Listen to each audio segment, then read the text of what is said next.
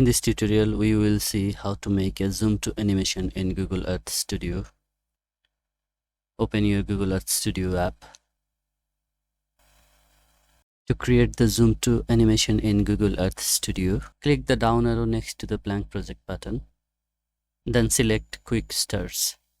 In the Quick Start project window, select Zoom to, then click the Start button.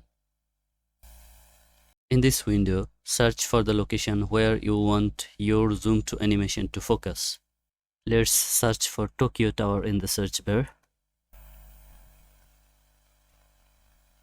The Tokyo Tower is visible now. You can pan using the left mouse button, orbit using the middle mouse scroll, and zoom using the right mouse button. When you are satisfied with the scene, click the right arrow to proceed to the next screen.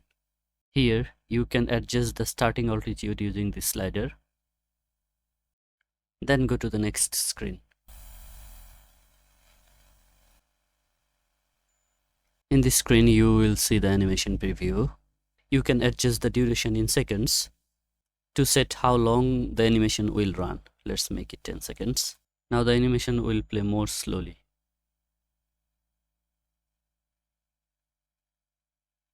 When you are done, click the tick button to confirm. Now we can see the animation screen. Here you can adjust the keyframes to modify the animation. But since this is a zoom to animation, we won't change anything. Just click the red render button to render. On this screen, you can change the name of the animation.